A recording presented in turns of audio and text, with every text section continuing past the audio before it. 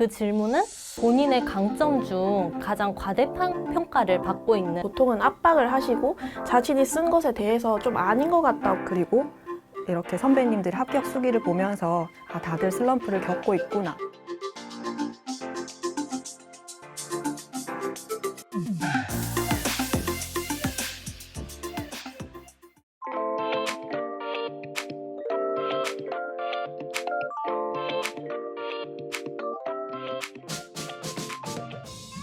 저는 순공 시간을 말씀드리기 전에 우선 공부 기간은 1년 정도 되었습니다.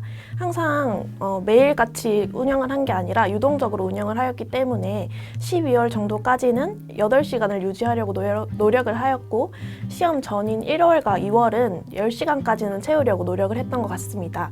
하지만 항상 매일같이 꾸준히 유지할 수는 없었기 때문에 쉴 때는 확실하게 쉬면서 휴식 시간도 주말에는 반드시 가졌습니다.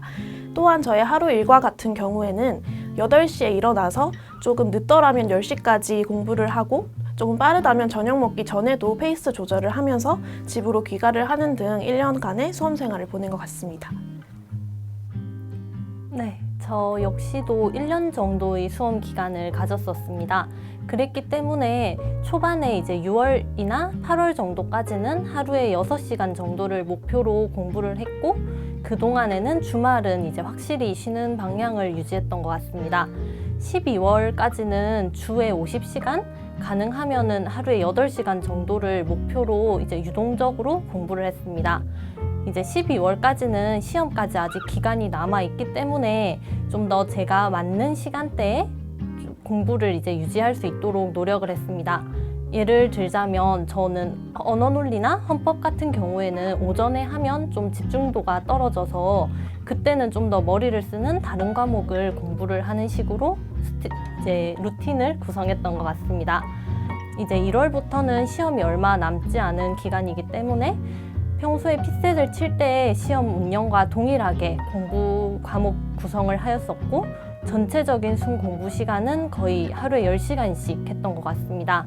하지만 전체적인 장기전이기 때문에 체력 관리를 위해서 저 역시도 쉴 때는 확실하게 쉬려고 노력을 했던 것 같습니다. 네, 저는 비교적 준비 기간이 짧았기 때문에 가능하면 시험 시간에 맞추어서 공부를 하려고 노력하였습니다. 실제로 시험이 이루어지는 9시부터 6시까지는 꼭 공부를 하려고 하였고, 또 플래너 작성을 좀 꾸준히 하여서 제가 가장 집중이 잘 되는 시간을 찾으려고 하였습니다. 그 시간대에 제가 조금 더 부족했던 자료 해석 같은 과목을 조금 더 보충 공부를 하여서 그렇게 준비를 했던 것 같습니다.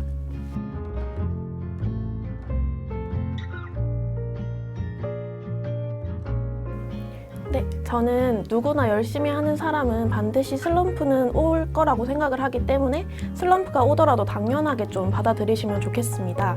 하지만 그것을 극복을 해 나가야 하기 때문에 저는 제일 처음 공부를 시작을 할 때 본인의 마음 기록이 가장 중요하다고 생각합니다. 가장 처음에는 열정이 넘치고 공무원이 되리라 다짐을 확신하는 순간이기 때문에 그때 본인이 꼭 수기로 종이 같은 곳에 자신의 마음을 기록을 한다면 슬럼프 때 잘 극복을 할 수 있지 않나 생각이 듭니다. 따라서 수험생 후배님들도 지금 만약에 슬럼프가 오셨다면 본인이 열심히 한 것에 대한 긍정적인 산물이라고 생각을 하시고 꼭 최종 합격을 하시길 기원합니다. 저는 이제 슬럼프 같은 경우 필기 기간 그리고 면접 기간 2번 다 왔기 때문에 나눠서 말씀을 드리도록 하겠습니다. 먼저 필기 기간의 경우에는 기간이 길었기 때문에 슬럼프가 충분히 올 수도 있다고 생각을 합니다. 특히 코로나19로 인해 또는 이제 개인적인 사정으로 인해 혼자서 준비하는 분들이 많으실 것 같습니다. 그렇기 때문에 이제 혼자서 공부를 하다 보면 특히 더 힘들다라고 느끼실 수 있을 텐데, 어떻게 보면은 공부를 하다 보면 정말 열심히 했기 때문에 나오는 결과일 것 같습니다. 저 같은 경우에는 슬럼프가 왔을 때 필기 때는 이제 앞으로 내가 얼만큼 공부를 해왔는지 이제 다 쓴 필기구나 책 같은 거를 쌓아놓고 그거를 이제 다시 보면서 아, 내가 이만큼 했구나. 그러니까 앞으로도 잘할 수 있을 거다라는 그런 마음을 다잡는 시간을 가졌던 것 같습니다.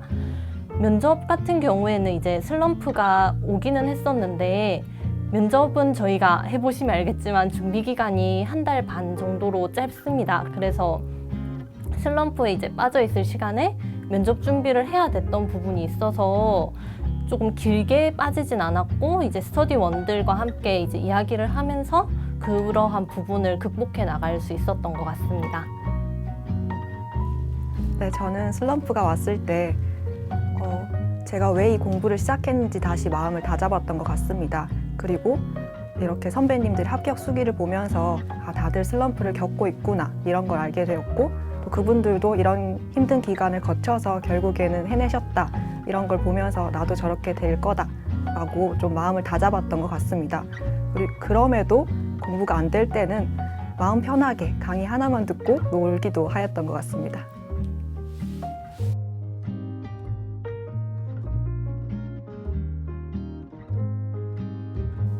네, 우선 당황스러운 질문에 같은 경우에는 그 면접관님이 어떤 성향을 가졌냐에 따라서 달라진다고 생각을 합니다. 만약 저희가 이번에 초과 지역이었는데 초과 지역이면 보통은 압박을 하시고 자신이 쓴 것에 대해서 좀 아닌 것 같다고 면접관님이 오히려 그렇게 컨셉을 잡으시고 그렇게 압박을 하시는 경우가 있는데 그럴 때는 당황하지 마시고 본인이 아는 대로 대답을 해도 좋고 오히려 그 부분은 제가 나중에 더 알아보겠습니다. 죄송합니다 라고 하시면 저희는 신입 공무원으로 자세이기 때문에 좀 더 귀엽게 봐주시지 않을까 생각을 합니다. 그리고 면접을 준비할 때 팁이 있다면 본인이 어떠한 경험을 했는지 어떠한 대학 생활을 했는지 반드시 면접 학원에 가기 전에 정리를 하시는 것을 상당히 추천을 드리고 싶습니다. 그렇게 한다면 면접 준비에서도 다른 PT나 상황 제시형을 할 때 경험 제시형 질문 같은 경우에는 미리 대비를 해 두어서 다른 쪽에 시간을 더 투자할 수 있기 때문에 효율적이었던 것 같습니다. 네, 저는 이제 면접 학원에서 들었던 면접 질문이 가장 당황스러웠던 것 같습니다. 그 질문은 본인의 강점 중 가장 과대평가를 받고 있는 강점이 무엇인가라는 질문이었습니다. 지금 생각해도 다시 긴장이 되는 것 같은데 처음에는 이제 좀 약간 생각할 시간이 필요했었고 그때 제가 말씀드린 부분은 이제 제가 머리가 좋다라는 부분을 과대평가 받는 것 같다라고 답변을 드린 기억이 있습니다. 이제 저는 노력을 좀 더 많이 해서 좋은 성과를 얻는 것 같다라고 답변을 드렸었는데 이제 조원분들도 같이 좋게 봐주셔서 그 부분에 있어서 공통적으로 준비를 했던 기억이 있습니다. 제가 생각하는 면접 준비에서의 팁이 있다면 저희가 학원을 가게 되고 학원에서 스터디 조를 짜주게 됩니다. 같은 스터디 조원들끼리는 어떻게 보면 같은 배를 탄 동료이기 때문에 서로가 최선을 다해서 피드백을 해주고 하다 보면 좀 더 좋은 성과를 얻을 수 있지 않나라고 생각을 합니다.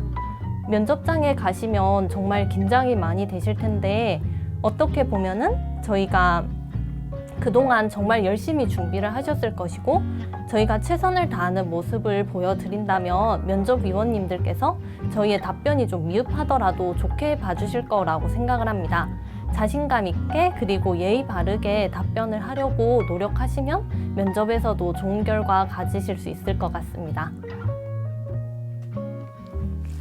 네, 저는 제가 보고서에 팁스라는 제도에 대해서 작성을 해서 발표를 했던 기억이 있습니다. 그때 면접관님께서 팁스의 전체적인 용어에 대해 아냐고 여쭤보셨습니다. 당시에 그 제도가 이렇게 영세한 기업을 조금 더 성장시킬 수 있는 제도라고만 알고 있었기 때문에 그런 장점을 활용하면 좋겠습니다 라는 의도로 작성을 하였는데 구체적인 명칭을 준비하지 못하였습니다. 그때 굉장히 많이 당황하였지만 제가 입직한다면 그런 용어에 대해서 조금 더 알아보고 사용하도록 하겠습니다 이렇게 말씀드려서 그렇게 하면 됩니다 라고 해주셨던 기억이 있습니다.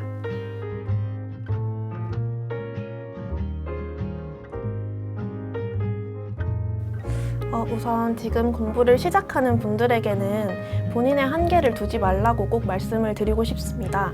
이게 암기형 시험이 아니라 적성 시험이다 보니까 본인이 초반에 진입한 점수를 토대로 불특정 다수에게 본인의 능력을 평가를 해달라고 올라오는 글을 종종 온라인에서 본 적이 있습니다.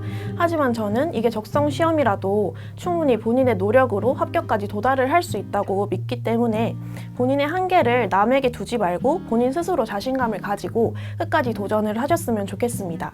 그리고 만약 이번에 아쉬운 탈락의 고배를 마신 분이 계신다면 이번에는 단지 운이 안 좋았다. 본인의 노력은 충분히 가상하였으나 기회가 아니다라는 마음을 가지시고 더 좋은 기회가 올 거라고 저는 꼭 믿습니다.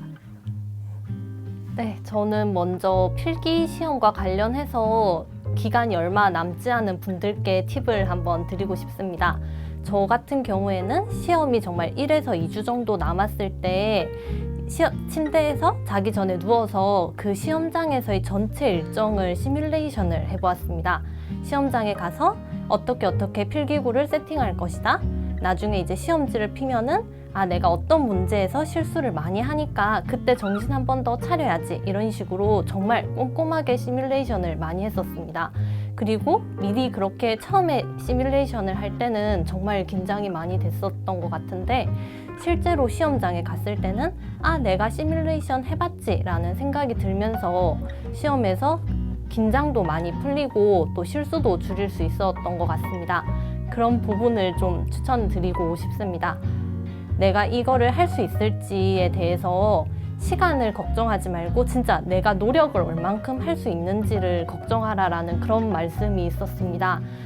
내가 정말 노력을 한다면은 부족한 시간 역시도 충분히 어떻게 메꿔 나갈 수 있지 않을까 싶습니다. 그동안 열심히 준비하셨을 거고 앞으로도 좋은 결과 있을 거라고 믿고 열심히 하시면 좋은 결과 있으실 것 같습니다. 이 영상을 언제 보실지는 모르겠습니다만 지금까지 충분히 잘 해오셨을 거라고 믿습니다. 앞으로 남은 시험 기간 동안 무엇보다 중요한 건 본인을 믿고 이 시험 기간을 즐겁게 보내셨으면 좋겠습니다. 이상입니다.